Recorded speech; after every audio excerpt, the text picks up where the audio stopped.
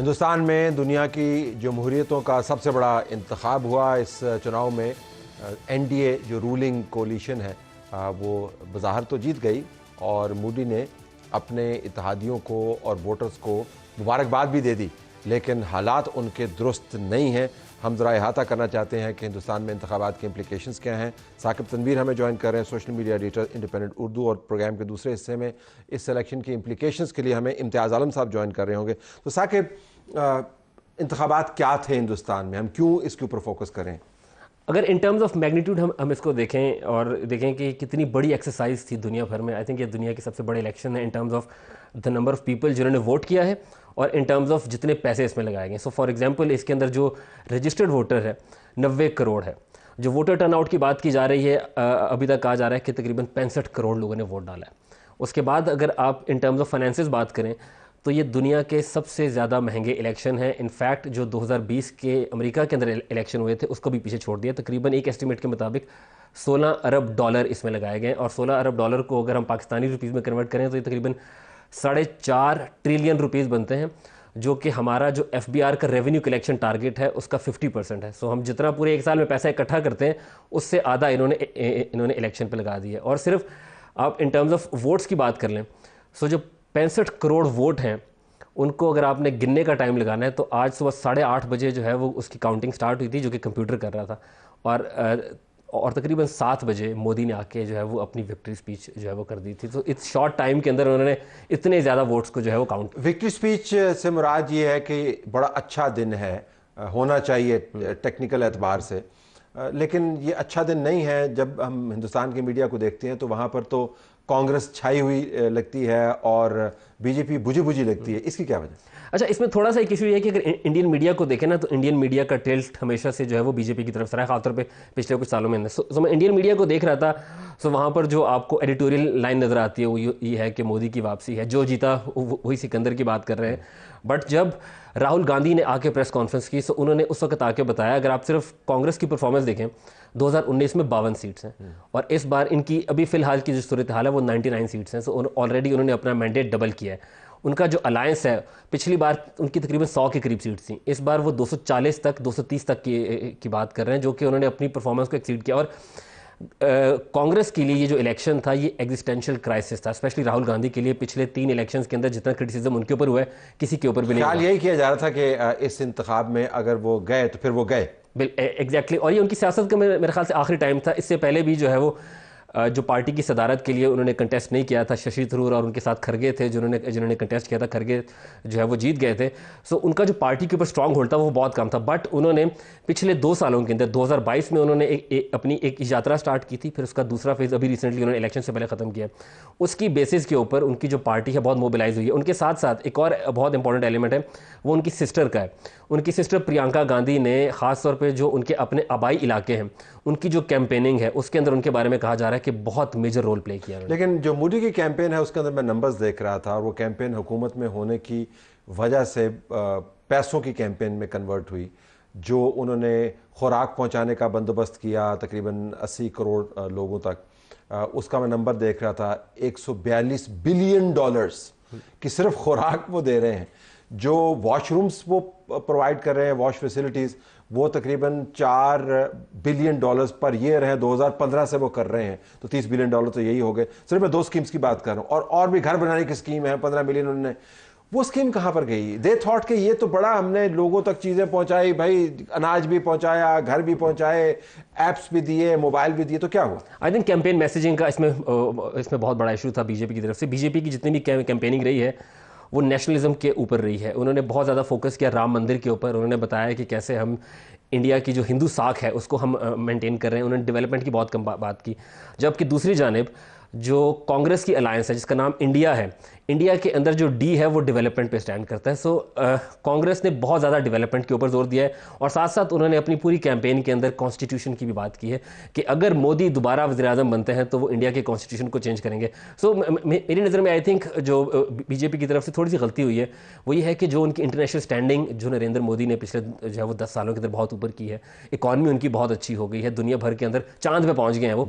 I think उसको उन्होंने इस जो है वो इस तरीके से जो है वो कैपिटलाइज नहीं किया। वो ज़्यादा बात जो है वो राम मंदिर की करते हैं। लेकिन लोग ये भी कहते हैं कि शायद ज़्यादा उसी पर फोकस रहा कि हम दुनिया में हमारी स्टैंडिंग क्या है, लेकिन दुनिया ने वोट नहीं डालना होता, लोगों ने वोट डालना होता, लोगों से वो दूर हट गए।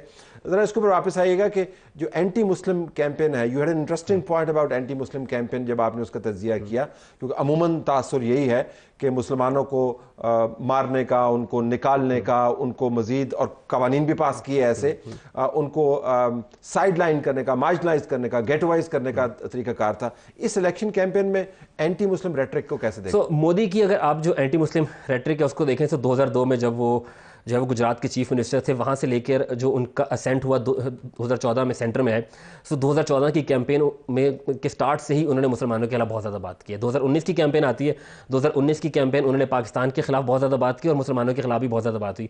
इस बार की जो कैंपेन का आगाज़ हुआ था, इसके स्टार्ट में उन्होंने थोड़ा सा जैसे कहते हैं कि अपने आप को प्राइम मिनिस्टीरियल जो है वो लेवल के ऊपर कंडक्ट किया था। वो इस किस्म की बातें नहीं कर रहे थे जो उन्हें लगता था कि शायद ये मुझे नहीं करनी चाहिए, जो पार्टी के निचले कैडर हैं वो ये बात कर सकते हैं। बट इलेक्शंस के दौरान, स्पेशली जो पिछला मंथ गुजरा है उसके स्टार्ट के अंदर, आई थिंक उनकी पार्टी ने रियलाइज़ किया है कि जो उनका जो वर्कर था वो उस तरीके से मोबिलाइज नहीं था, जिसके बाद नरेंद्र मोदी ने फिर मुसलमानों के खिलाफ बयान दिए। कांग्रेस को उन्होंने जो है वो कहा कि पाकिस्तान के बहुत, जिसको कहते हैं लास्ट डिच एफर्ट, यानी उनकी डेस्परेशन थी, लेकिन वो काम नहीं किया, या लग तो यही रहा। कांग्रेस के लिए तो बड़ा मौका है। राहुल गांधी का मानना ये है कि हिंदुस्तान ने कह दिया कि मोदी नहीं चाहिए, ये इसमें मुबालगा है, हाइपरबोले, क्या है? आई थिंक मोदी की जो ब्रांड वैल्यू थी, जो उसकी जो पावर थी वो बहुत ज़्यादा थी। सो उसको डेंट बहुत ज़्यादा पड़ा है, मगर वो पावर इतनी ज़्यादा हो चुकी हुई थी कि अगर वो डेंट पड़ेगा भी तो वो इतना नहीं है कि उसको ताकत से निकाल सकते हैं। बट उनकी बात ये ठीक है। आई थिंक इंडिया ने एक लेवल के ऊपर जाकर, जिस तरीके से मैं इंडियन टीवी चैनल्स को देख रहा था, खासतौर पर जो लोग सोशल मीडिया को फॉलो करते हैं, इंडिया के अंदर टीवी चैनल्स जो हैं वो ऑलमोस्ट तमाम के तमाम प्रो बीजेपी है। बट एक शख्स है जिसके बारे में अल जजीरा ने जो है वो फीचर्स किए हैं और भी इंटरनेशनल इदारों ने, एक शख्स जिसका नाम है ध्रुव राठी, 29 साल का यूट्यूबर है। उसकी वीडियोस अगर आप देखें तो वो ऑलमोस्ट जो है वो 25% ऑफ इंडिया उसको देखता है। उसने कल अपने स्टैट्स जारी किए हैं, उसने इस इलेक्शन कैंपेन में 69 करोड़ लोगों तक अपना पैगाम पहुंचाया है, जो कि आई थिंक आप किसी भी टीवी चैनल के स्टैट्स अगर आप good news for you because you also do YouTube, और हिंदुस्तान पे आपका बड़ा फोकस है। थैंक यू वेरी मच नाज़रीन, हमारा प्रोग्राम जारी है। ये लड़खड़ाती हुई मोदी सरकार रीजन के अंदर क्या करेगी, अगले हिस्से में।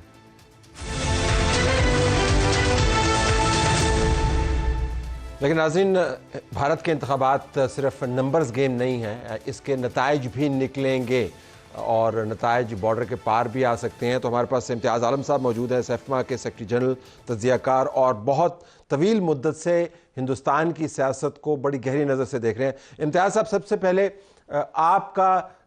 आपकी समरी क्या है इन इंतखाबात के बारे में? मेरा ख्याल है कि इसमें जो मोदी ने अपनी पर्सनल गारंटी पे इलेक्शन कैंपेन चलाई और बहुत ज़्यादा कम्युनलाइज की, और उसमें पाकिस्तान बैशिंग भी हुई, और उन्होंने जिस तरह से अपने आप को पेश किया एंटी माइनॉरिटी एक कैंपेनर के तौर पे, मेरा ख्याल है वो उसकी पिटाई हो गई है। और ये दलित और यादव और मुस्लिम माइनॉरिटी के वोट्स ने कई रियासतों में जो है मामला उलट दिया है बीजेपी का, जैसे यूपी है, जैसे इवन वेस्ट बंगाल है, इवन महाराष्ट्र में। तो मैं समझता हूँ कि कांग्रेस के लीडर राहुल गांधी ने बड़ी ज़बरदस्त कैंपेन चलाई और उन्होंने तकरीबन दुगनी से ज़्यादा सीटें कांग्रेस को दिलवा दी हैं, तकरीबन 100। और मोदी के बारे में जो प्रोडिक्शन हमारे यहाँ वहाँ पे जो एग्जिट पोल हो रहे थे, वो तो 360 से 411 तक दे रहे थे। सिर्फ योगेंद्र यादव थे या यशवंत देशमुख थे जो कह रहे थे कि बीजेपी 270 क्रॉस नहीं करेगी, 250 से नीचे रहेगी, और ये कि एनडीए गठबंधन जो है अलायंस, वो भी 300 क्रॉस नहीं कर पाएगा, मुमकिन है मेजॉरिटी ही ना ले। और ये बात उनकी दुरुस्त साबित हुई। लेकिन सारा मीडिया एक तरफ था, जिसे अब गोदी मीडिया कहा जाता है, सारा कॉरपोरेट सेक्टर उनके साथ था, पूरी स्टेट के इंस्टीट्यूशंस उनके साथ थे, इवन प्लेइंग फील्ड नहीं था। तो मैं समझता हूँ कि भाजपा को और हिंदुत्व को बहुत बड़ा धचका इस इलेक्शन में लड़ा है लगा है, और ख़ास तौर पर मोदी को ये बहुत बड़ा सेटबैक हुआ है। अच्छा, सेटबैक जो जब कि इम्तियाज खुद से साहब, अपनी बल अच्छा, पे अक्सर अगर मैं पूछ पाऊँ आपसे कि जब सेटबैक होता है और आपने फिर तसन्नुअ और बनावट भी बरकरार रखनी है, जैसे कि मोदी ने रखी कि जी बड़ा ज़बरदस्त काम है और तारीख़ी तौर पर हमें तीसरी मरतबा उन्होंने हुकूमत दे दी है और आवाम का शुक्रिया वगैरह वगैरह, तो उसके बाद कुछ ऐसी हरकत भी हो सकती हैं जिससे अपनी लीडरी चमकाने के लिए वो कोई बंदोबस्त करें। तो मैं सिर्फ उसके रीजनल इम्प्लीकेशंस जानना चाह रहा हूँ कि रीजनल इम्प्लीकेशंस क्या हो सकते हैं इसके। मेरा ख्याल है जो टोन डाउन मोदी हैं, जिसमें वो अब ज़्यादा जिक्र एनडीए गवर्नमेंट का कर रहे हैं, और वो भी डिपेंडेंट एंटायरली दो लोगों पे होगी। एक तो नीतीश जो कि चीफ मिनिस्टर है बिहार के, दूसरा चंद्रबाबू नायडू जो कि आंध्र प्रदेश के अब चीफ मिनिस्टर होने जा रहे हैं। इनकी 28 सीटें निकाल दें तो इस एनडीए की 262 सीटें रह जाती हैं। चंद्रबाबू नायडू कांग्रेस के साथ भी रहे हैं और पिछले अलायंस गठबंधन में भी रहे हैं जब मनमोहन की गवर्नमेंट थी, और नीतीश भी रहे हैं, और बल्कि वो तो एक मुतबादिल उम्मीदवार के तौर पर सामने आए थे मोदी साहब के। तो मैं समझता हूँ कि ये भी जो गठबंधन होगा ये बड़ा फ्रिजाइल होगा और बड़ा कॉम्प्रोमाइज़ करना पड़ेगा, आसमान से ज़मीन पे उतरना पड़ेगा मोदी को, और मोदी के लिए मुश्किल होगा पाकिस्तान या रीजन में बहुत ज़्यादा एग्रेसिव पोजीशन लेना। मुझे याद है कि मोदी ने ये भी कहा अपने एक इंटरव्यू में कि नेबरहुड फर्स्ट प्रायोरिटी होगी। तो मैं समझता हूँ कि एक कमज़ोर मोदी पाकिस्तान को सूट करते हैं, और दूसरी बात यह कि ये कोलिशन गवर्नमेंट शायद ज़्यादा देर न चले। 75 साल की उम्र की बंदिश तो खुद मोदी ने लगवाई थी ताकि अडवाणी और दीगर सीनियर लीडर्स को रास्ते से हटाया जा सके, और 1.5 साल के बाद वो मोदी 75 साल के हो जाएंगे। आपका वैसे ज़ाविया बड़ा दिलचस्प है कि जो कमज़ोर मोदी है वो पाकिस्तान को सूट करता है, क्योंकि टोन डाउन होगा, इत्तेहादियों के ऊपर वो डिपेंड करता है। वो इत्तेहादी जो इंतखाबात से कुछ देर पहले जिन्होंने इनको ज्वाइन किया, तो मरकज़ियत नहीं है। बिलियंस ऑफ डॉलर्स लगाने के बावजूद, मोदी ने ज़ाती कैंपेन चलाने के बावजूद वो कारकर्दगी नहीं दिखाई। लेकिन एक ख्याल ये भी है कि जो कमज़ोर शख्स है वो अपनी पॉलिटिक्स को सुधारने के लिए बॉर्डर पार एडवेंचर भी करता है। इसके बारे में आपका क्या ख्याल? मेरा ख्याल है कि ये बात एग्जॉस्ट हो गई थी पिछले इलेक्शन में। इस इलेक्शन में ना एंटी पाकिस्तान बैशिंग चली है, ना राम मंदिर चला है, ना मिनॉरिटी बैशिंग या मुस्लिम बैशिंग चली है, बल्कि वो बैकफायर कर गई है। और ये जो वोट कम पड़े हैं बीजेपी को, हालांकि बीजेपी ने एक्सपैंड किया है ओवरऑल साउथ में भी और ईस्ट में भी, जो कि बड़ा कमाल है बीजेपी का और आरएसएस का। लेकिन मोदी पे एक बहुत बड़ा चेक लग गया है, और मोदी आज जो मैंने देखा उनका जलसा, जो विक्ट्री स्पीच की, वो बहुत बुझी थी, रिस्पांस भी कमज़ोर था। मैंने खुद 2004 में 2019 में और 2014 में देखा था इलेक्शन रिजल्ट वहाँ पे इंडिया में, तो उस वक्त बहुत जोश था और बड़ा हंगामा था। और लेकिन 2014 में अगर लोग तब्दीली चाह रहे थे तो 2019 में वो एंटी पाकिस्तान या वो जो मामला था कश्मीर में हुआ था, उसके हवाले से उन्हें बड़ी नेशनल सिक्योरिटी के हवाले से हवा मिली थी। इस बार कुछ नहीं था। इस बार ना राम टेम्पल चला, बल्कि यहाँ बड़ी दिलचस्प बात है कि एक यूपी की एक कॉन्स्टिट्यूंसी में राम खुद आ गए थे, वो भी वो हार गए। और यहाँ तक के जो भाजपा का जो बड़ा सेंटर है यूपी में, अयोध्या, वहाँ की सीट भी हार गए। और दिलचस्प बात है, वहाँ से एक दलित जीत गया है। ये कहते हैं कि एग्जॉशन, जी जो एग्जॉशन है, ये बड़ी ख्वाहिश होती है कि हम कभी ना हारें, लेकिन एग्जॉशन की वजह से बीजेपी का वजूद सियासी आया जब कांग्रेस से एग्जॉशन हुई। अब लगता है कि बीजेपी की मौजूदा क़यादत से एग्जॉशन इज़ सेटिंग इन। हालांकि अगर आप मईशत के नंबर देखें, इन्वेस्टमेंट के नंबर देखें, एम्प्लॉयमेंट के नंबर देखें, जो इन्वेस्टमेंट्स उन्होंने की हैं, चाहे वो लोगों को राशन पहुंचाने की हो या सहूलियात फराहम करने की हो, वो बहुत अच्छे हैं। लेकिन एग्जॉशन शायद लोगों ने कहा बहुत हो गया मोदी, कि नहीं? इसके देखिए ना, बात यह है कि हिंदुस्तान में बेरोजगारी अपने अरूज पे है, ये बड़ा मुद्दा था। महंगाई का भी बड़ा मुद्दा था। 80 करोड़ लोग राशन पे हैं, जो मोदी ने 5 किलो के हिसाब से 80 करोड़ लोगों को दिया। तो हिंदुस्तान में अब जो नाबराबरी है वो बहुत बड़ा मुद्दा है, बहुत बड़ा इशू है। और मोदी को देखा जाने लगा ये जो वहाँ के जो बिग बिजनेस हाउसेस हैं उनके हवाले से। आज जब शेयर गिरे हैं तो अडानी के 20% शेयर गिरे हैं, और अभी लाखों करोड़ों का कारोबार हुआ था एक दिन पहले इन एग्जिट पोल्स के बाद, आज धड़ाम से मार्केट गिर गई है। तो ये जो बिग हाउसेस का और मोदी का जो एक कोलिशन था और मीडिया हाउसेस का, entire media house bought, even ये जो एग्जिट पोल कर रहे थे लोग, ये भी बाई आउट हुए थे, वही नंबर दे रहे थे 360 और 411 के दरमियान।